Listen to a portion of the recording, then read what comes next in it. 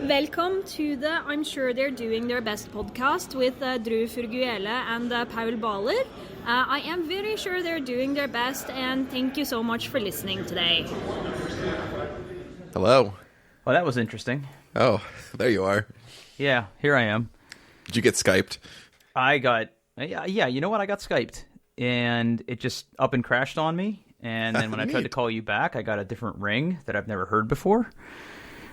So I just did a quick little reboot there, and everything seems back to normal. So typical IT troubleshooting. Turn it off, turn it back on again. Usually works. How you been? Oh boy, it's been a busy week for me. How about you? Also a very busy week, but probably for different reasons.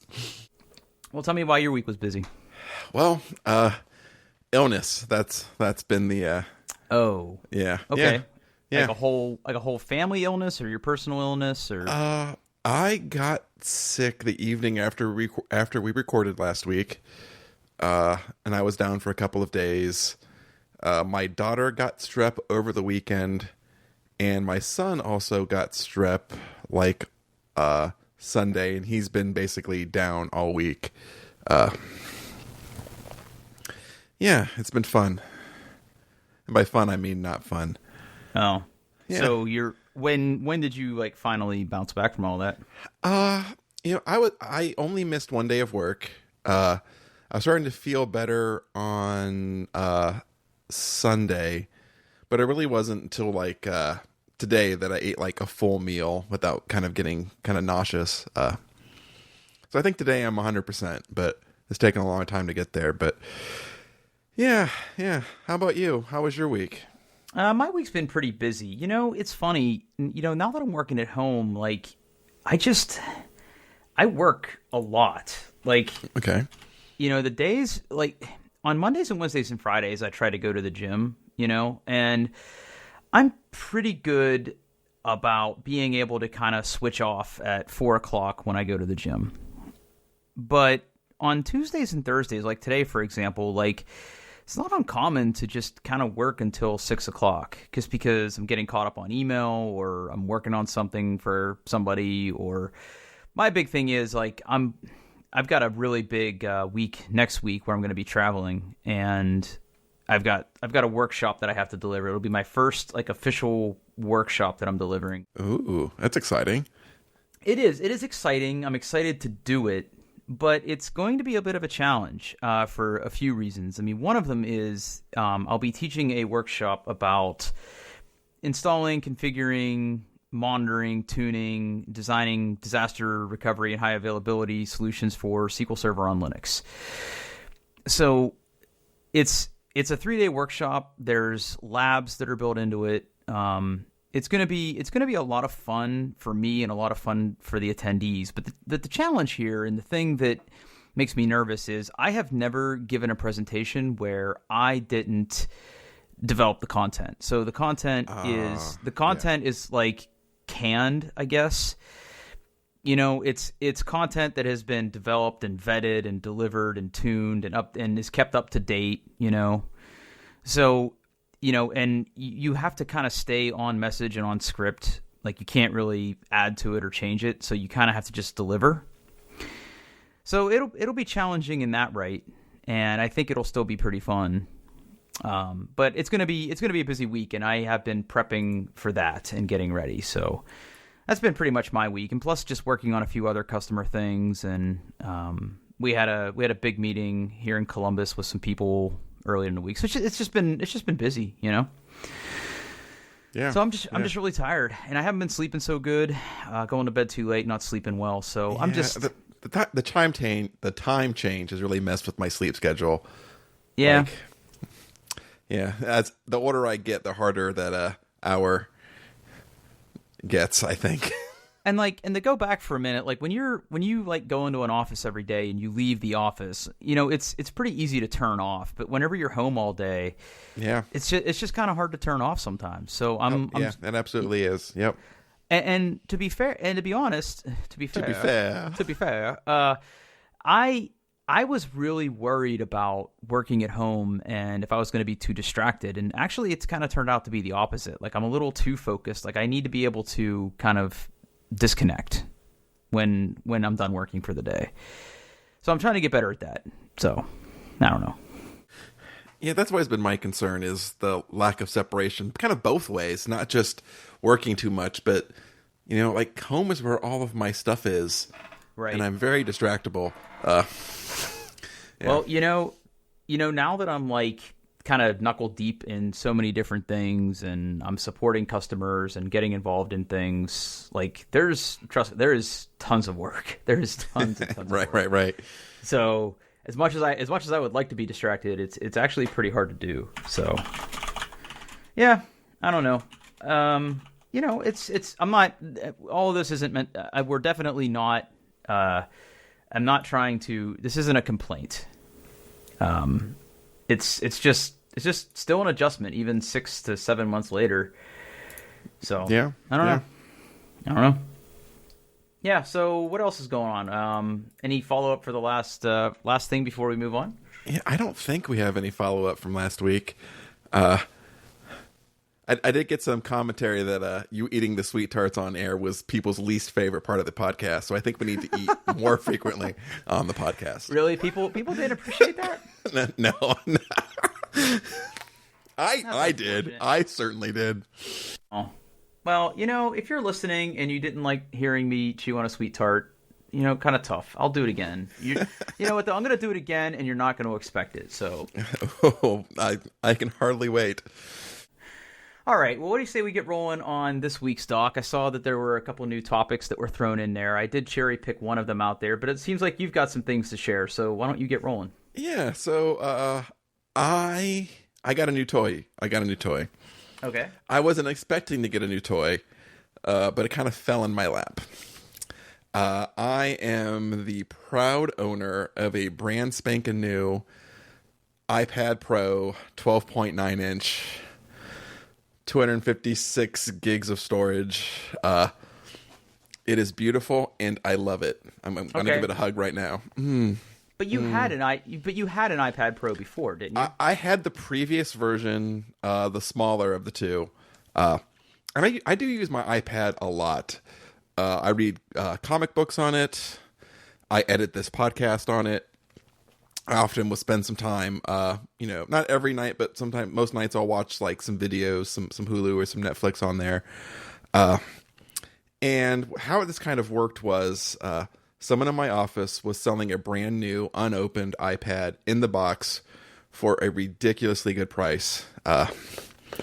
And I just could not help myself. The price was just too good. So I sprung on it. And of course, when I bought it, then I had to buy a case and an Apple Pencil and all that wonderful accessories. But I'm holding it in my hands right now. It makes me smile every time I open it. The screen is gigantic and it's bright and it's beautiful. And I'm in love. I'm in love. Now you have an Apple Pencil, don't you? Yeah, but it's the old one and it doesn't work with the new ones. That's right. And the new one, it's so nice. It's magnetic. It charges right from the magnet. I don't have to stick it in my lightning port like some sort of weird high-tech lollipop. Okay. Yeah. Now, you have previously shared on the show that you do all of the show editing on your iPad. Absolutely. So do you... Okay. So here's my thing. I have never thought of my tablet as being an essential part of my workflow. Let's put it that way. So for the podcast, you do all of this editing. Yep. Do you feel that having the iPad Pro is going to, in some way, help you edit better? Yeah, I don't think so. I really haven't. You know what? I haven't really tried yet. I will get to see more audio at one time, which honestly probably not going to be that big of a help. Because, like, think about this. Like, if you, I guess the better corollary here is, like, I went from a normal, 24, 27 inch monitor to a widescreen monitor on my computer downstairs. And that was kind of a game changer because now I could have more windows open. I could be more, I have like a productivity boost and everything. And that sounds pretty cool. But, it's not like you got a new computer that doubled your computing power, right? Like, no, it is significantly faster. So I'm looking forward to that. Like I did, I haven't done a full like final render with it yet, but I did import some audio.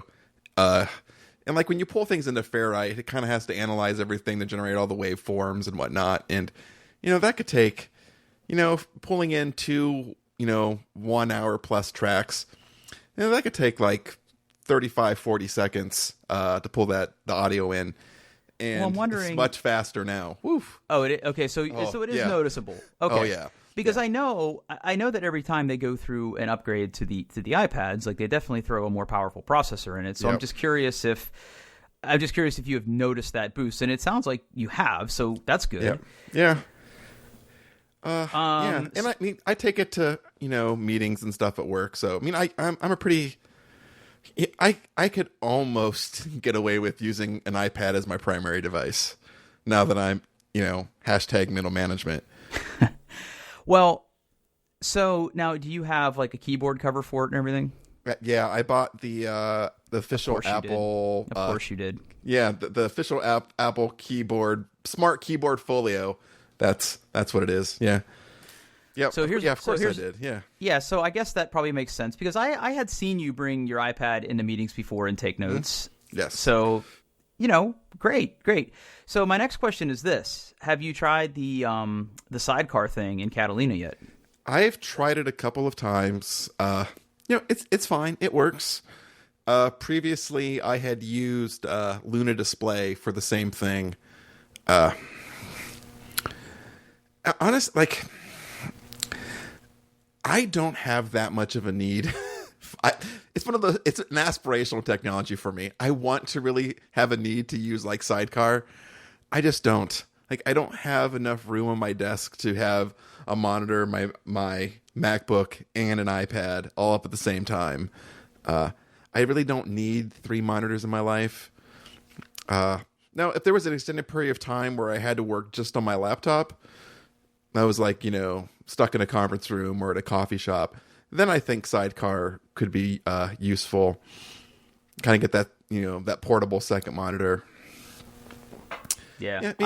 It works. It does exactly what they said it does. You just, turn it on and boom, there it is. Yeah, I just wonder how useful it is. And if there's latency or anything like that. No, it's actually pretty fast. It works really well. It's fast to start, it's fast to stop. I haven't noticed any kind of like graphical tearing or lag or anything like that. It's just not something that I need in my life. I'm glad it's there, and if I need it, I'm glad it'll be there. But I don't use it that much. Okay.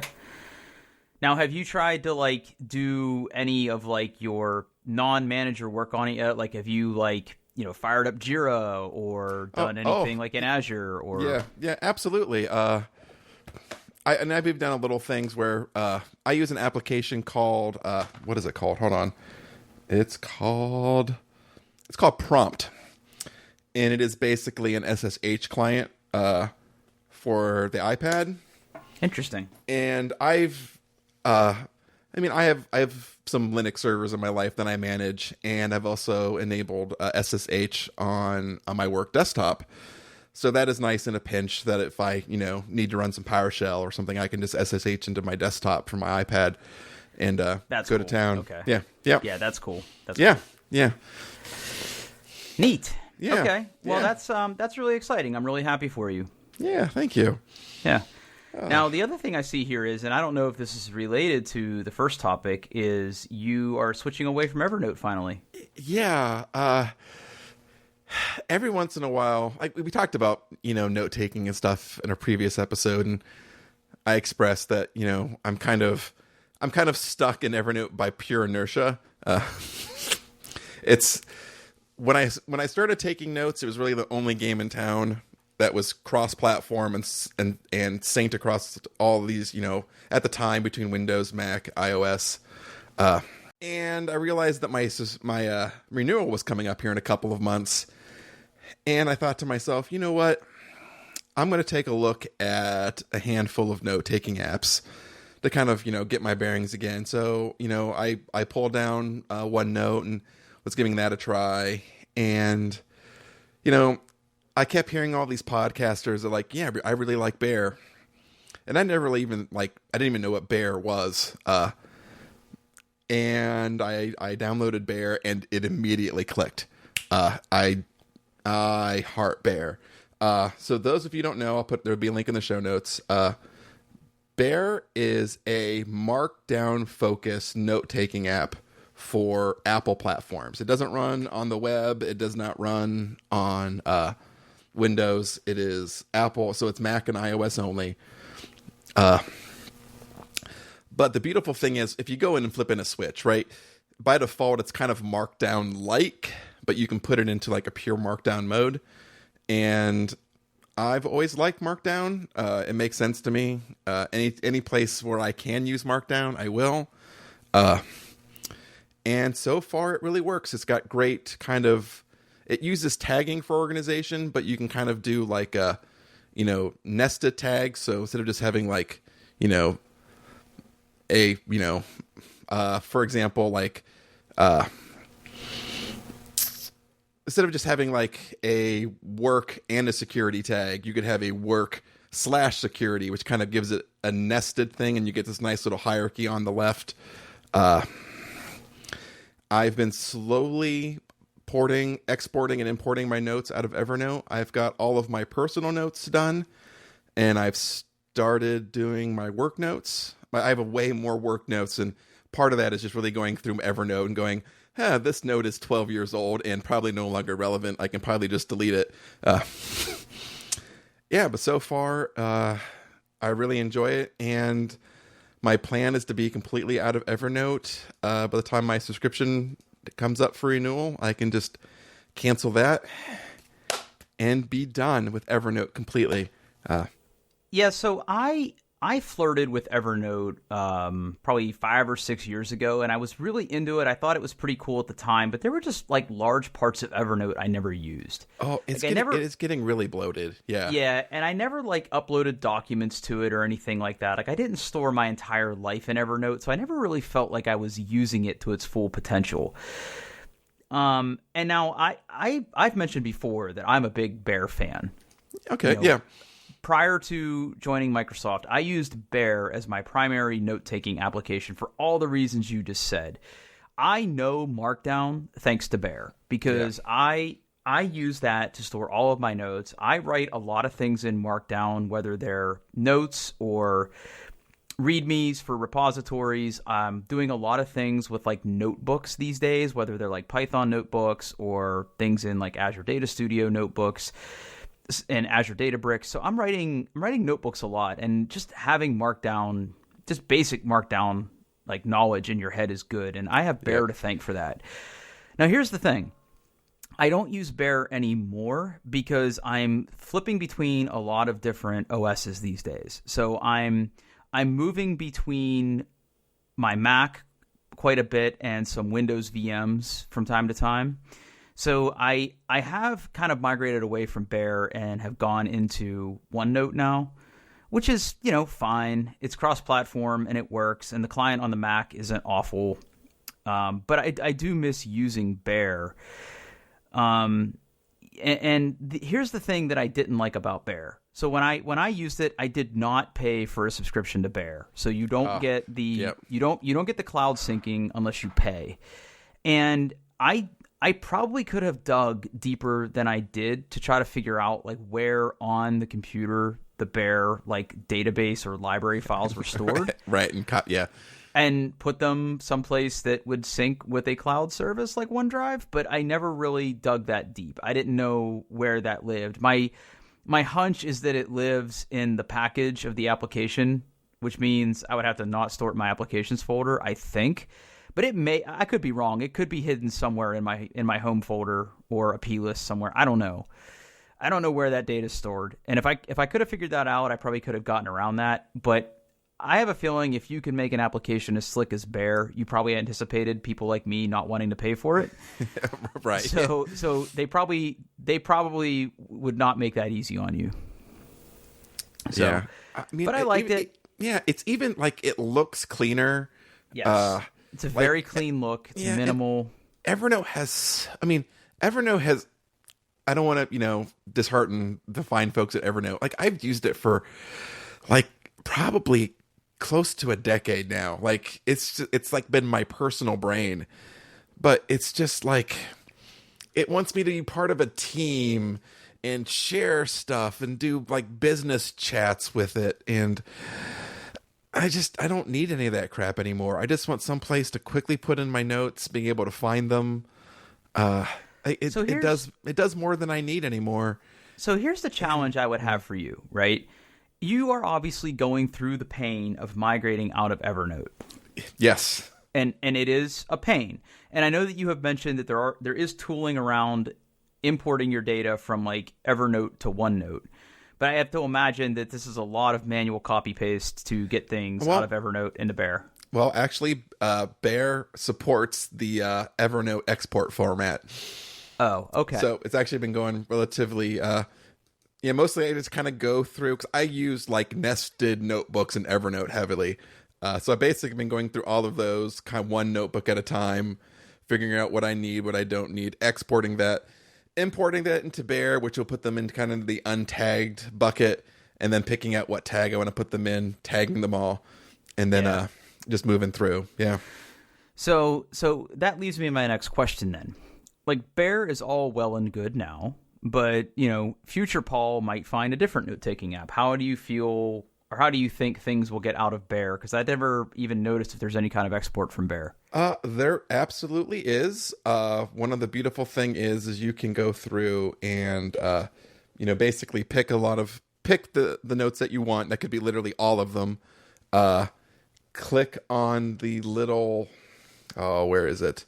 Somewhere there is a way to export, and you can export them either in like HTML as a PDF, or just get the pure like markdown files out. Or where is it?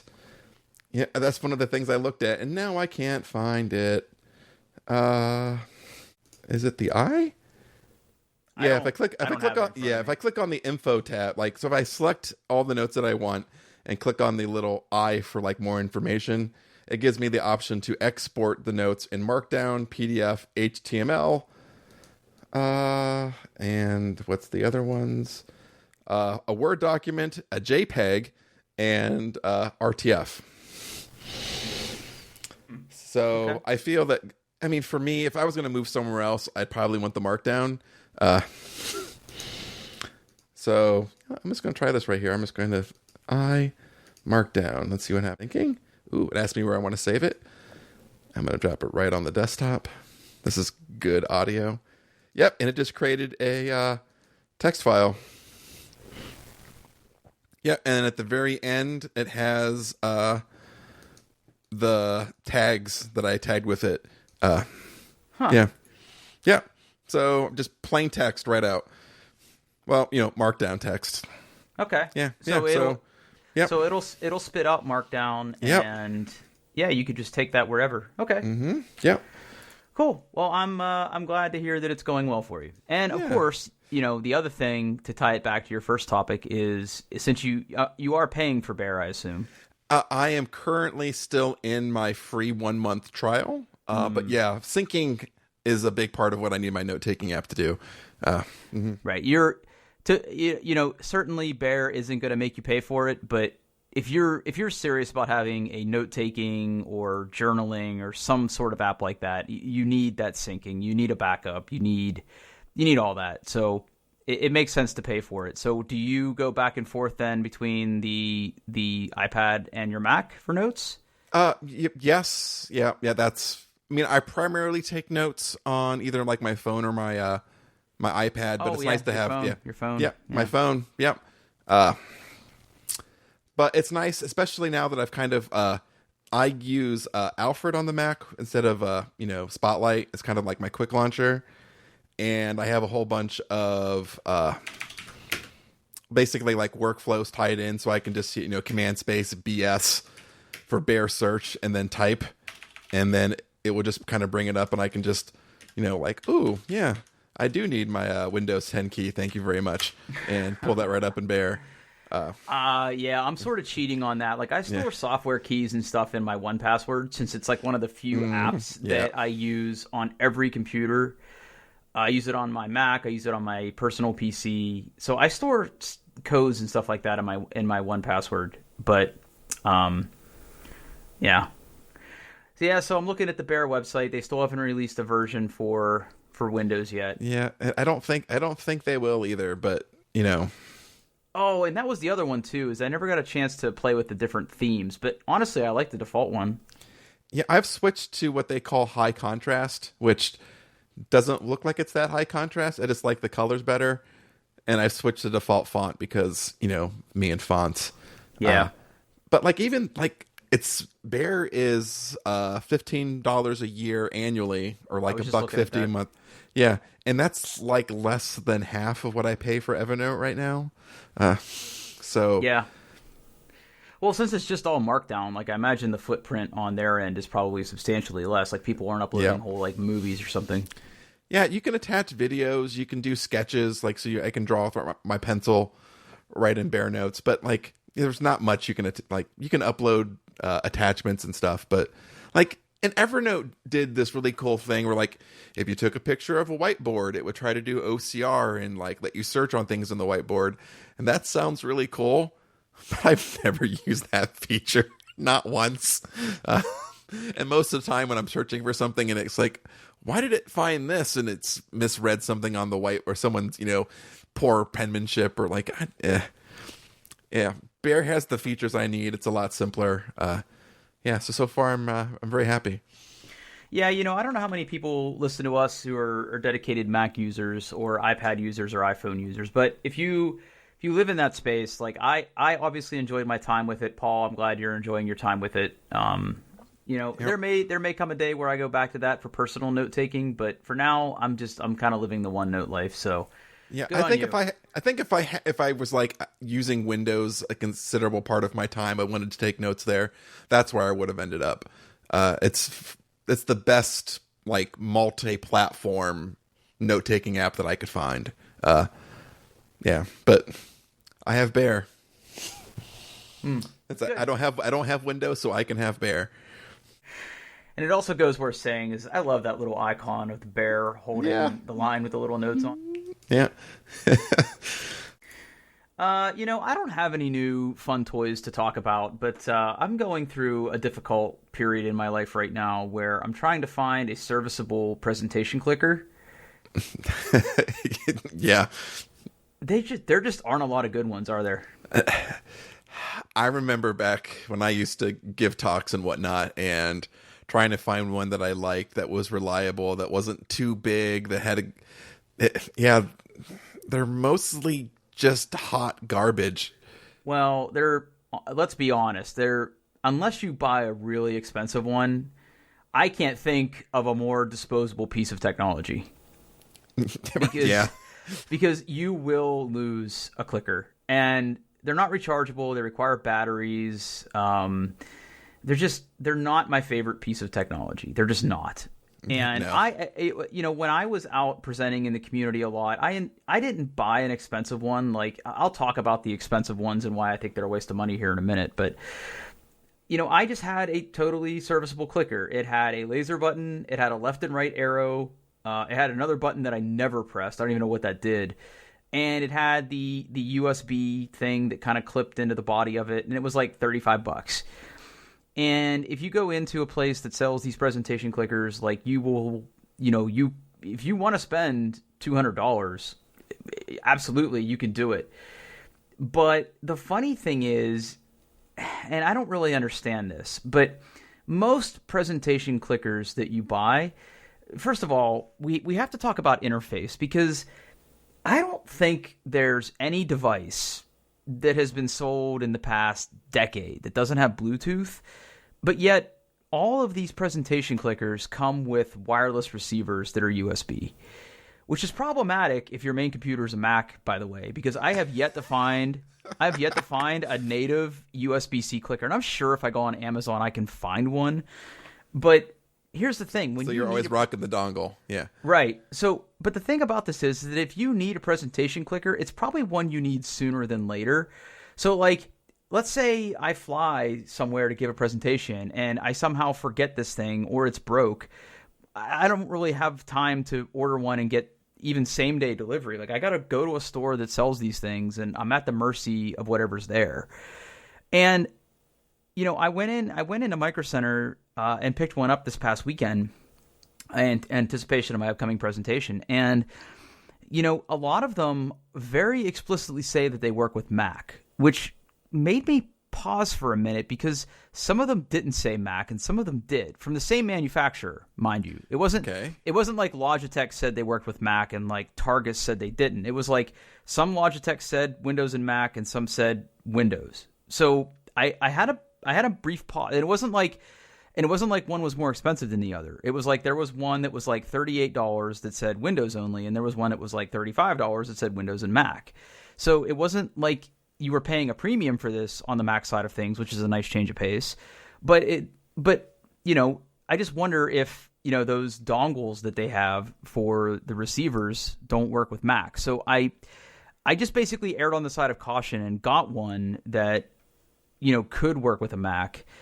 And it's fine. Like it does, you know, the arrows do what they're supposed to do.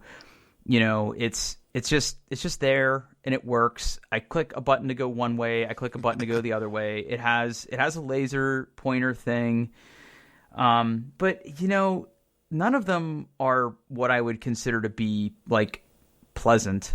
Like they're right. they're all just plastic. There's no way they would survive too many falls. This one in particular is extra problematic because the one I wanted was the one I had before because it was very easy to get the dongle in and out of the actual device itself so you could store it together. This stores the receiver, you know, with the clicker, but you have to like take the back off to get it. It's like where the battery goes. Yeah, so it goes back there. Granted, like I'm not using this thing every day, so it's not like I'm constantly like whipping this thing out and tearing it in, putting it back. But I don't know. It's just the little things like that. And yeah, you know, there's just none of them are great. And I know there are people listening that have invested in like those really super fancy ones that maybe have built-in Bluetooth or have that spotlight functionality that you could point at the screen and it zooms in and everything. But you know what? That's really super gimmicky and it's jarring. I'm sorry. I have been in presentations where people have used those things and it's really jarring. Like if you have to use a zoom function in your presentation, you didn't size your fonts correctly. I'm sorry. Like I was going to say, if you have to zoom during a presentation, you've already made a huge mistake. Oh, you have too much crap on your slides. And, you know, you shouldn't have to do that. And, you know, when I'm in a presentation and I'm reading your slides, like for me, I want to read the slide and then look at you and have you tell me something that isn't on the slides. If you're constantly using that to highlight the stuff on your slides, you're speaking to your slides. I don't know. I've given enough presentations that I could be salty about it. So I don't like those. I don't like the fancier clickers. Like I just want, here's the thing, $1 million idea. Like I want to develop a clicker that is aluminum and feels good to hold on to, has built-in Bluetooth. I mean, I'm not an EE and I'm not a product designer, but like I can buy a standalone Bluetooth module and wire it up to an Arduino circuit for like $12. So like I'm not talking about the world here. Like Bluetooth shouldn't be like limited to the super expensive clickers. Like I want to develop an aluminum clicker that's Bluetooth capable, has decent battery life, is rechargeable, and has like literally 2 buttons on it. Like I don't need a laser. I don't need like menu. I don't need like this one I bought has a bunch of like LED lights on it and everything. Like I don't want that. I want a piece of aluminum with 2 buttons on it. That's literally all I want. Like I want the Apple TV remote without the BS. I just want 2 buttons that click and feel good in my hand, you know, and isn't like chunky and doesn't feel like corrugated plastic. Is that too much to ask? I don't know. Apparently it is. Yeah. I don't know. or there's no money in it, I guess. Yeah, maybe that's the problem. maybe. Yeah. I mean, because if you're going to make something out of aluminum, like you're already at a slightly higher price point, but I would pay, I'm not going to pay $119 for a clicker, but I'm willing to pay more than $35. So my price point is like in the $50 to $60 range for a decent one. I don't need like an LED display on it. Like I don't need an LCD display on it. I don't need it. I don't need a timer on it because I'm not going to look down at it. I don't know. Are there really ones that have timers on them? Yeah, and there's ones that have like gyroscopic controls, so you can use them like a mouse. Like, who does this? Who is this for? It's not for me. Wow. Yeah. Okay. Yeah. Like. Yeah. Yeah. Okay. Yeah. I would rather walk over to my laptop like an animal and push a button than use some. I don't know. Let's not go that far. Whew. Yeah. I don't know. Like, I'm sure. Okay, besties, if you're listening and you have recommendations on presentation clickers, I would love to hear them. I hate the one I bought. I hate it. It does what it is designed to do. I do not like using it. I'm not in love with my presentation clicker. And like I said, it cost me $40, so like you think you'd get more for your money for that. And I honest to God, I feel like the fact that these have to have these wireless receivers increases the cost. Like, I bet you that if I made it out of aluminum and made it Bluetooth only, I bet you, like, if I was producing it bulk and in volume, I could get it down to that price. I really do. I could make rose gold ones. I could make blue ones. I could make black ones. I could... Yeah, I remember the one that I had. It was plastic. Fund me. And I threw it in my bag, and I used it a bunch of times. And then one time I went to get it out of my bag, and it had just disintegrated. Like, I guess somehow it kind of worked its way into the bottom of my bag, and something heavy laid on it, or I threw my bag down, and the plastic just cracked into thousands of tiny little plastic shards in the bottom of my bag. I'm like, well, I guess I'm using my left and right arrow on my laptop today. Yeah, like I'm just fired up Amazon, right? And if you type in explore, presentation remote Mac, you get what appears to be a lot of garbage from companies you've never heard of. Like ones that look like pens. There's one that can go on your finger as a ring. Like Buy Easy. Yeah. Yeah. Like, what is happening here? Dino Fire. It looks like a jewel. That's adorable. Yeah. Bebon Pool, Red Star Tech. Like, what? Why? And some of these, obviously, people have bought a lot of these things, but they're all RF or wireless. I love this. I'm really becoming a connoisseur of excessively long, search optimized Amazon titles. So I'm going to read this one right now. Dino Fire Wireless Presenter Air Mouse Function USB Presentation PowerPoint PPT Clicker RF 2.4 gigahertz Presentation Remote Control Slide Advancer Support Mac. And there's this Logitech one, right? Like this R400 laser presentation remote for basic slide navigation. It's $50. It's $50, and it has 1, 2, 3, 4, 5, 6, what looks to be 7 buttons. 7 buttons. You only need 2. You need 2 buttons, period. That's all I want. Somebody help. I just want 2 buttons and something that isn't hideous to look at or hold. That's it. That's all I want. That's all I want. Yeah, I like the one that is a ring. Ooh. Yeah, I mean that looks like it. That looks like that would work, right? But it's $12, and like what do you get for $12, Paul?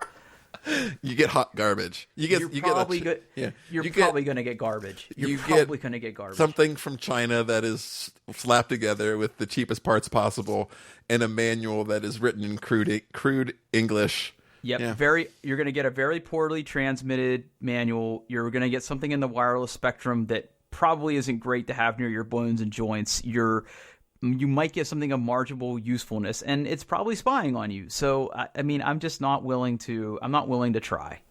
Okay, here. Here, I want to read. So I found this one. This is the wireless presenter clicker RF 2.4 gigahertz presenter remote for Keynote /PPT /Mac /PC rechargeable presentation clicker with laser pointer. It also looks like a ring. It is a little bit more. It's $18. But I want to read this choice sentence from the description here.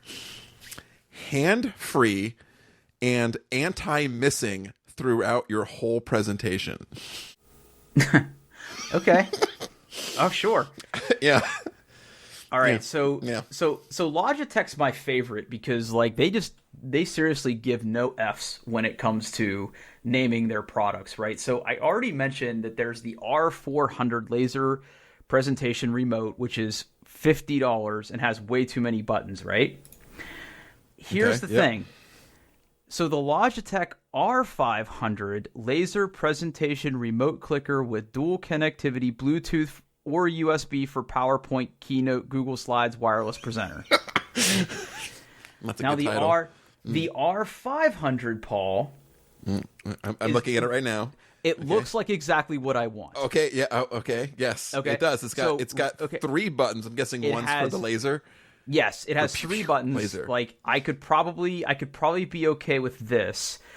So it runs for 12 months on a single AAA battery, USB receiver or Bluetooth, a convenient built-in dock stores a tiny USB receiver, optimized to work with pretty much everything. Move and present from 20 meters. I don't know the metric system. Somebody tell me if that's good. What is it made out of, though? Is it plastic? It looks. It's got to be plastic. It's got to. It's got to be plastic. It's got to be plastic, right? And then if you look at the sponsored item, like, man, what is that? It looks like a lavalier microphone. Oh, okay. Hold on a second. Okay, here we go. This looks closer to be what I want. Okay, here we go. Pefferdecki wireless presenter, rechargeable PowerPoint clicker with red laser presentation remote control laser pointer. This thing has Unicode characters in the Amazon description. Okay. All new dual modes.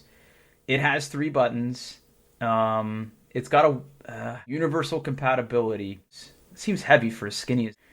Yeah. So this one, I wish Micro Center would have. .com. I didn't see this on the shelf. With the R500? Yeah, I'm not seeing it. It's out of stock at Amazon too, so it must be really popular. Because people don't want to deal with this BS. People don't want a remote that does more than this. I'm sorry. Oh, man, this really put me off my beer. I just I don't know. Oh no, it's got software. Oh. Okay, hold on. So it's got software you can use to reprogram the buttons. Timer off. I don't want to install stuff. I just want to plug it in and press a button. Oh, you don't want. Oh no, you don't want the Logitech presentation app. Oh no. Oh no. Oh no. Do you have to use it? Oh. Do you have Designed for a secure grip. Features. Comfortable rubber for secure grip. Well, that's going to get nasty. So it's rubber. It's not plastic. Okay. System requirements. So all right, so here's the upsell. So if you scroll further down the Amazon product page here, they're going to try to give you the upsell. So, okay, and this picture perfectly encapsulates why I hate this particular product segment. The R500 is as damn near a perfect experience as that I want here. But then if you compare that to what the obvious upsell here, which is the R800, you get something that is not universally shaped, has way too many buttons, has like some sort of weird LCD display that you're never going to look at. Oh wow, that's garbage. That's comically bad. And then there's the Spotlight, which, looks like it might serve your purposes. Okay, now I will say that, the R800 usually retails for $80, and you get a 30% discount. Probably because they have a ton of them because nobody wants this. Nobody wants, yeah. Hey, but it has a brilliant green laser. Yeah. And look at this. If you go to that project page, look at the size of this dongle. Look at that thing. All right, hold on. I'm trying to find a picture of the dongle. I don't need that thing in my slots. That's quite the dongle. That's a chunky little boy right there. Huh. I don't need that.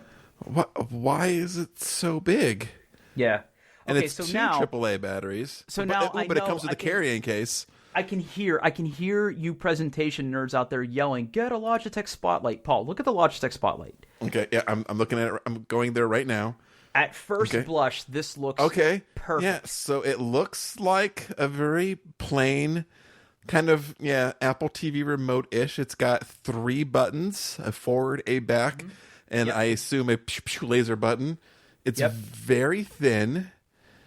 It is $91. The cheapest one is $91. The silver one is $98. The gold one, if you're a true baller, is $90. And the black is $130. Yeah. Why? So this has magnify and highlight on screen, which we don't need. That's garbage. So yeah, we don't want that spotlight crap. You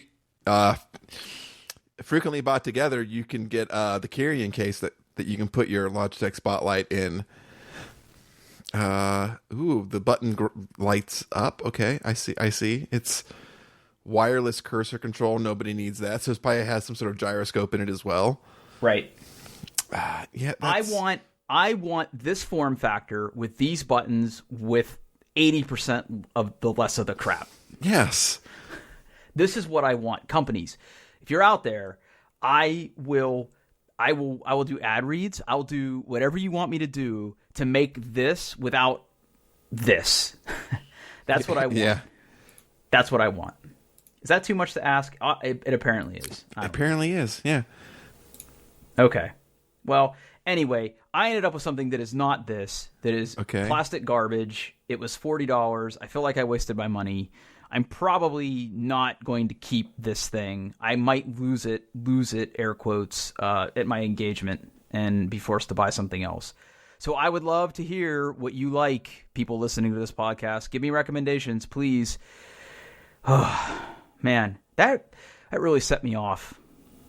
I don't know. You want to hear what else set me off this week? I would love to hear what set you off. Well, that was thing number one that really irritated me this week. The other one was trying to set up a dual boot scenario on my Surface Book 2 laptop. Okay.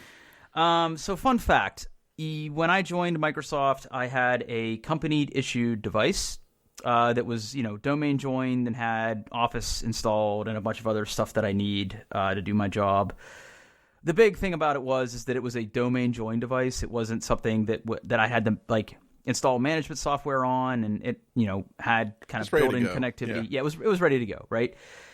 I hardly ever turned it on. I would have to turn it on from time to time to do something that maybe I didn't have installed on a VM or couldn't do on my Mac, so I would boot it up and take care of business. But I would kind of make notes of, well, I better install this application on my VM, or I better do this or that. So I didn't turn on my Surface Book 2 for a while, and because it didn't phone home for a while, it got booted off the domain.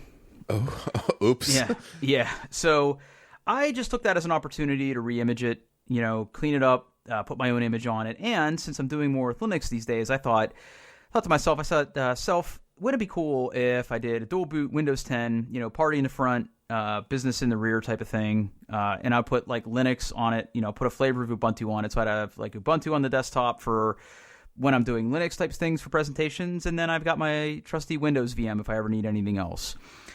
But unfortunately, since this is a company managed device, it has a trusted platform module thing in it, which basically forces you to use BitLocker. And if you try to do dual boots with Linux and BitLocker, that is an adventure. I'm going to cut right to the chase and tell you this. What you're going to want to do is install Windows first, enable BitLocker, do the thing. Whenever you install Windows, you can have Windows claim your entire disk partition. And then what you're going to want to do is go into Disk Manager in Windows and basically cut your partition in half or resize it to whatever you want. Okay. Once you do that, you have a bunch of free space. You can then, boot from a USB to do your Ubuntu or whatever your other OS install is, and then do it. But when you get to the end, it'll ask you if you want to install the bootloader and everything. At which point that will basically try to take over booting your device. And if you boot in that way, Windows will constantly prompt you for a BitLocker key, and then it'll reboot, and you'll get grub, or you'll get the bootloader for Linux again. At which point you'll get asked for your BitLocker key again, and you'll just go through an infinite loop. So basically, you don't want to install the bootloader whenever you're installing this thing, and you'll always boot to Windows. But then you can do that advanced boot option in Windows, and then pick Ubuntu, and you'll boot in just fine. And you won't get, and basically the default boot will be Windows. That's the only way I've gotten this to work, is to have the default boot. Basically have Windows be your default boot manager and not install any of the boot tools for Linux. So that was an adventure that I went through earlier this week. Seems like way harder than it needed to be, but it worked. And yeah, Linux works pretty good on a Surface Book 2, gotta say. Nice. So the question I'm sure all of our besties are dying to hear, to have answered. What distro did you pick? I went with Ubuntu. Okay. I went with the newest version. So Ubuntu just came out with 19.10 not too long ago. It's fine. Like, I have to be careful what distribution I pick, and what version of that distribution I pick if I want full functionality of certain products to work. Okay, yeah, I can see that. Otherwise, you're kind of limited to running things in Docker. I'm of course talking about SQL Server, which also had a big week. I don't know, maybe we'll talk about that coming up in it. We're getting kind of late in the podcast to talk about all the cool stuff that was announced this week. But yeah, Microsoft Ignite was this week, so yeah, a lot of big. There was a lot of big announcements. Yeah, well, we have to talk about that next time. But yeah, so I have to be careful when I pick a Linux distribution, but I don't have access to Red Hat, or I would probably do that. A lot of things don't work well on Fedora, which is like the consumer version of Red Hat. So it was either going to be CentOS or Ubuntu.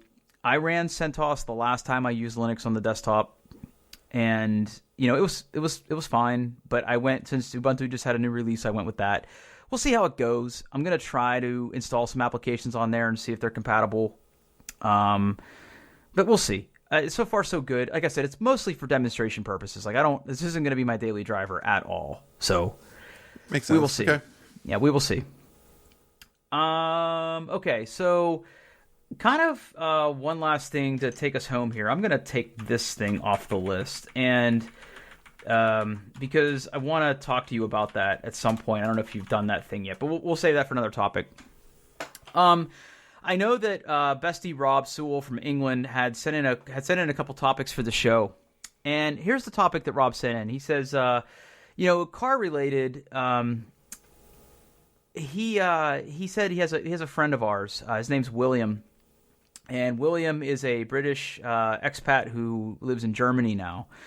And a lot of my friends are out in Seattle. There's a big PASS summit this week. It's a big, basically Microsoft data platform summit, if you will, that isn't put on by Microsoft. Microsoft has a big presence there, obviously, but this is a organization that puts on this thing outside of Microsoft. So a lot of my friends are out there, and Rob says that he's got a Tesla that he's driving around, and he's absolutely raving about it. And Willie and I are friendly. I wouldn't say we're super best friends, but we've talked a lot. I know that he is a car person. And, Rob's thing was, Rob is kind of shocked about how pumped William is about this Tesla. And Rob also thinks, people like William are saying that, my next car will absolutely be electric. And I know that, Paul, you have owned hybrid vehicles before. I don't think you've owned a full-on electric vehicle. Yeah, just a hybrid. Yep. Yeah. And I know that you have also talked about maybe owning an electric car. So before I yuck your yum, so tell me about why you like electric cars. You know what? I couldn't tell. I think for me, mostly it's just having something that's on the cutting edge. I mean, you get the feeling that electric cars is where the puck is going, not where the puck is right now. Sorry for the hockey reference. I think mostly it's just a cool factor. I'm kind of like, it really feels that, gasoline powered cars, the internal combustion engine is probably on its way out. and it's mostly like I like being on the cutting edge of new things and, you know, having the latest and greatest. That's why I bought a hybrid in the first place. Turned out I hated it. And that could have been the car I bought, or just, you know, just hybrids in general. They're just, I had so many issues with that car. So many issues. The problem I have, so I saw this on in the podcast doc. So I started looking around because I really haven't looked at, you know, I know what Tesla's selling because everyone knows Tesla. So I kind of expanded the horizon of see what else is available right now. And so there's either just really crappy electric cars like the Honda Insight, and I think that goes like 58 miles or some crap like that. Like, it's very low range. There's not a lot of car-shaped cars. You know, outside of the Tesla, there's a lot of SUVs. There's a lot of hatchbacks. There's a lot of cars that try to look fancy. There's cars that are well out of my price range, like the Porsche. Woo! Yeah, I don't know. What do you think about electric cars, Drew? I'm not a fan. Not a fan. No. Now, are you just enjoy the internal combustion engine, the transmission, the whole thing?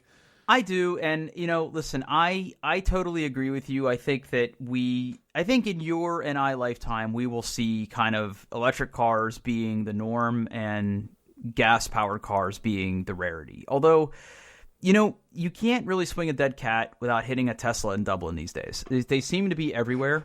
There's a lot of them.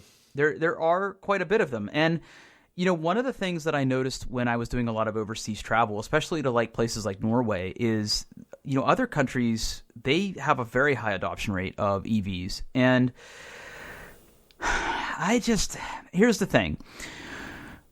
I think that electric cars are cool, and I think that they are the future.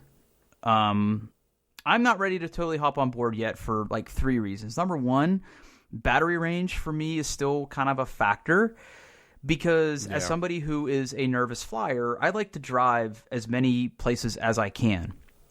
And I'm sure that I could easily Google this and find an answer right now. But if I were to drive from here to say Charlotte, how many charging stops is that?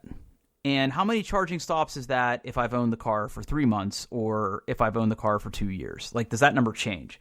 And by the way, if it takes me 6 hours to drive to Charlotte in an internal combustion car with one gas stop that takes, 5 minutes to fill up my tank, what is my time to drive to Charlotte with stops for charging? Even with superchargers, I don't know. I'm asking. I don't really know. Like, that isn't. I'm not saying that to be overly negative. I just don't know the answer.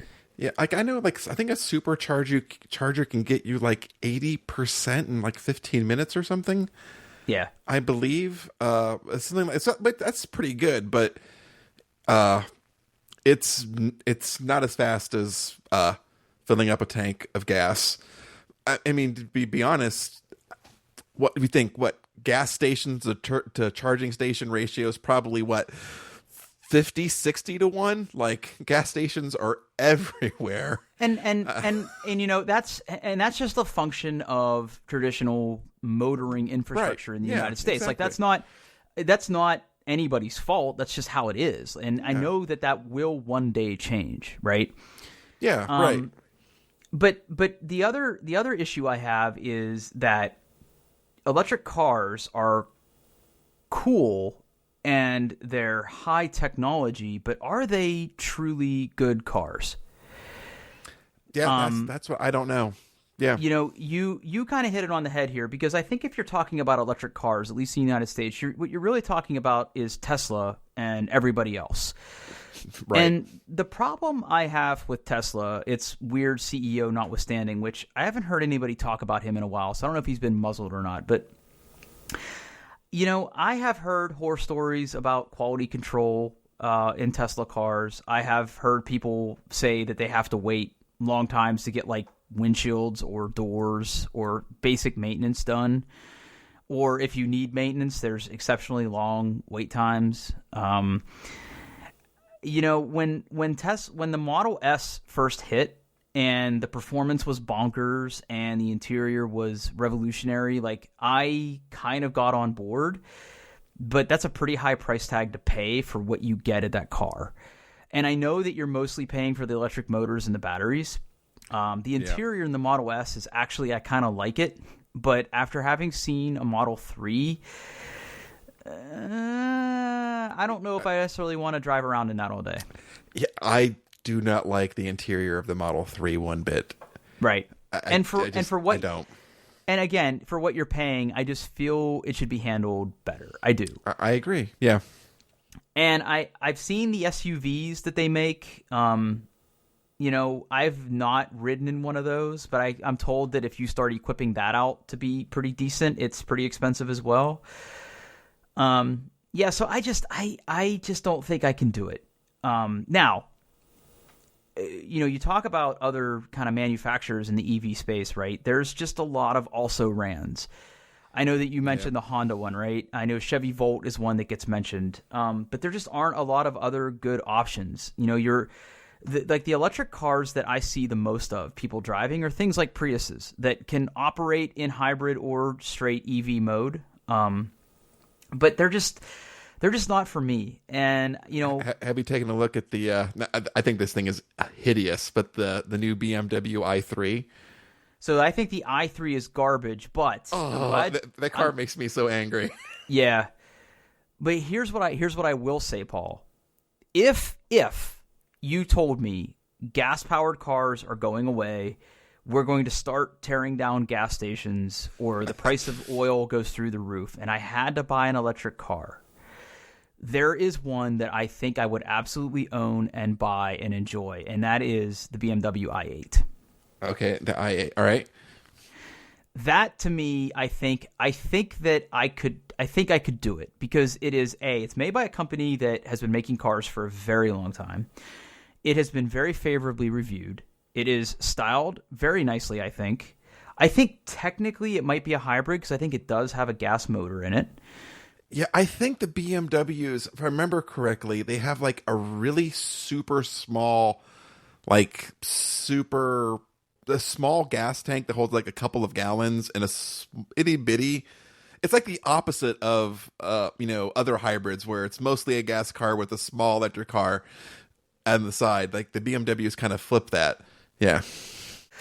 So I would own a BMW i8, but as of this recording, the Roadster or the Coupe would be all that I could do. But they're not. That's a pricey car. It's a hybrid too, so it's not fully electric. But you know, even if you don't get the Roadster, let's see, what are they going for these days? Let me just go here. Yeah, so the i8 Coupe, right, not the convertible, starts at 147,000 US Ranchero dollars, and the i8 Roadster is 163. Yeah, it's more. Yeah, right. Whereas directly underneath that, you get into the M2s and the M4s for literally half of that cost. I can have an internal combustion engine that sounds amazing, is a true thoroughbred performance car that maybe doesn't accelerate as fast as these electric cars, but would be amazing, good fun to drive. They have I think you can still get a manual transmission in the M4. So there's that, right? So I don't know. Electric cars just aren't for me right now. And I know, I could see the writing on the wall that one day I will have to go that route. I know that. I'm really curious to see what Mercedes does with electric vehicles, because they're not usually mentioned in the conversation. They have kind of toyed with some fuel-efficient vehicles like their Blue Tech diesels and things like that, but unless anything's changed recently, let me see. And I'm strictly speaking from the excuse me.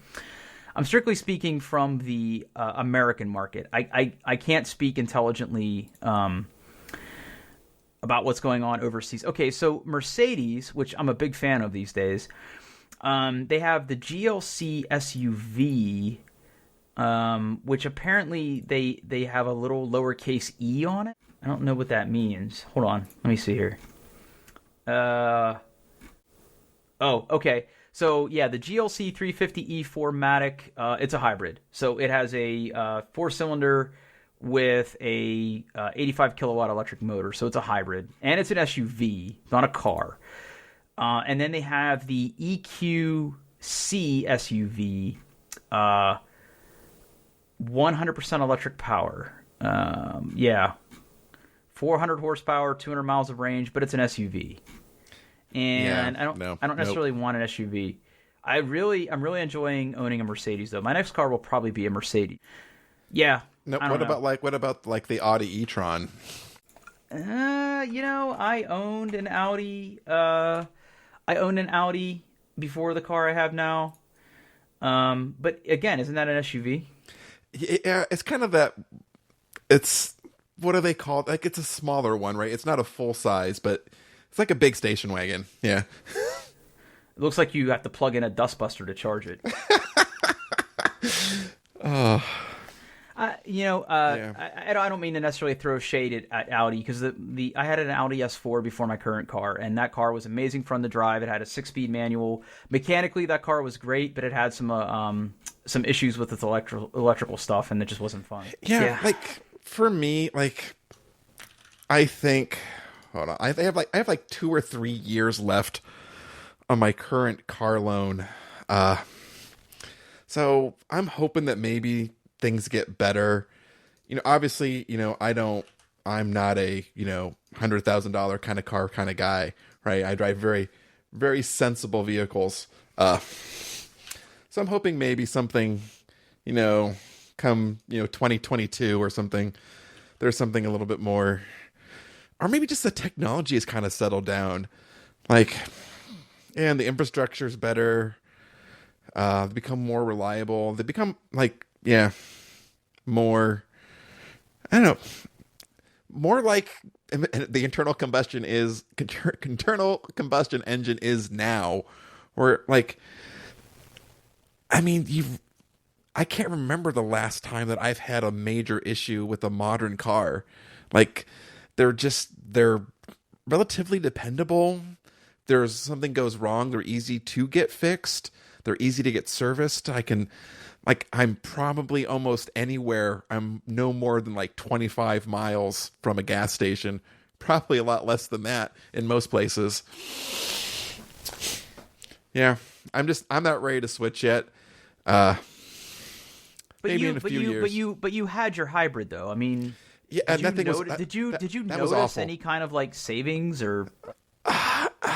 I mean, yes, compared to the car I had now, where I basically have to, I commute, so I'm basically filling up the tank up like every week and a half, where I could go 2 to 3 weeks on the hybrid. Like, it's true, I got the gas mileage was incredible. And even then, the internal combustion engine I had was very tuned for gas mileage and not for performance.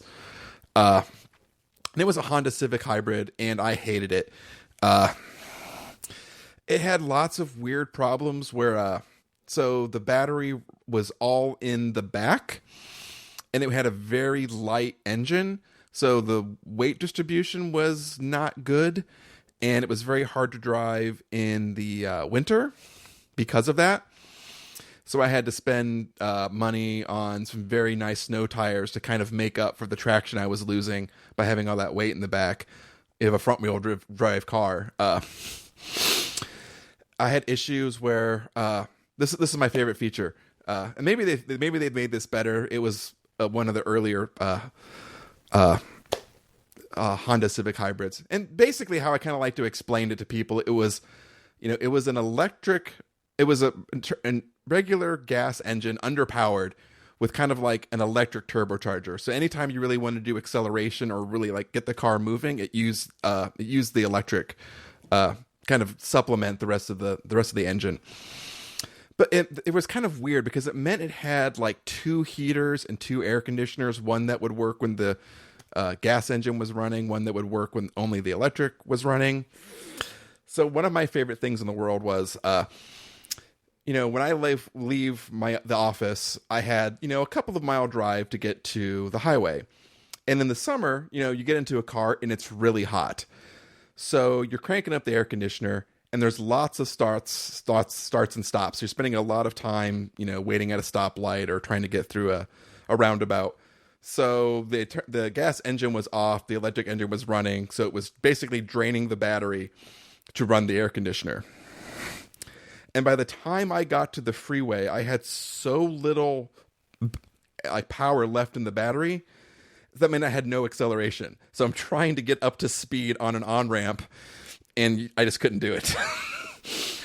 So I literally would have to remember to turn off the air conditioner, roll down the windows until I got to the highway, and then I could crank the air conditioner on. Yeah, it was... Yeah, and then by the time I was like getting towards the end of my loan and ready to get rid of it, the batteries were just shot because they only lasted like maybe 4 years, and then I really started seeing really diminished capacity. And then it was going to be really expensive to replace the batteries. So I'm like, nope, you know what? I'm just done. I'm done with this car. This is the last straw. Yeah, so I don't know if other people have better experiences with them, but I hated my hybrid. I hated it, which is why I have a traditional internal combustion engine right now. Yeah, and it might be something where maybe we don't wake up one day and all of a sudden you can only own an electric car. I feel like hybrids will continue to grow. My personal opinion is hybrids will continue to grow, and then eventually we will go. Yeah, I really like the look of that i8. Like I said, if I was going to own an electric car, that's the one I would get. But I digress. Right now, I'm very happy with my internal combustion cars with big throaty exhausts and exhaust valves. And, I love putting dinosaurs in my car to go fast. I don't know. Yeah, I mean, obviously, if you're out there and you want to prove us wrong or you want to actually us, I mean, definitely send that stuff in. Oh, man, I really feel like I wasted this podcast by complaining about presentation remotes. That was my favorite part. I think we could do a whole presentation clicker focused episode. I wish I would have had a camera on me as I was standing in that aisle at Micro Center, just bereft, just absolutely destroyed at my life that I needed to spend money on this stupid thing. Just like there's no good choice. There really was no good choice. Okay, Paul. So let's go ahead and call this. Tell people where they can find us and how they can get in contact with us. Yeah, so you can find us on the World Wide Web at doingtheirbest.com. You can send us an email at contact@doingtheirbest. You can reach out to us on Twitter at doingbestpod. You can find me personally on Twitter at Paul Baylor. That's BAHLER. And where can we find you, Drew? Yeah, I'm on Twitter at Pittsburgh, PITTFURG. Hey, Paul, have we gotten any more intelligence on listeners in a recent? You know what? memory? I really haven't looked. Let's take a quick peek. Yeah, I'm just curious how we're doing these days. Yeah, we are pretty much exactly where we were before. Okay, so we got a pretty loyal fan base. Yeah, we do. I think there's more people listening to it on Spotify, like a whole 5 or 6 of you. Yeah. I don't know why. Yeah, of all the places you can get podcasts, but I'm a Spotify subscriber, so I get it. Yeah, I just yeah, that's okay. Yep. Yeah, definitely keep sending in your topics. I definitely keep sending in your intros. I love those. Yep. Yeah, I like the cold open. The cold open was good this week. I thought that was pretty good. Yep. We just went right into the intro and then we started talking. It was pretty good. Yep. Cool. Well, Paul, as always, a pleasure. We'll talk to you guys next week. Absolutely. Yeah. Take it easy. Toodles. Bye.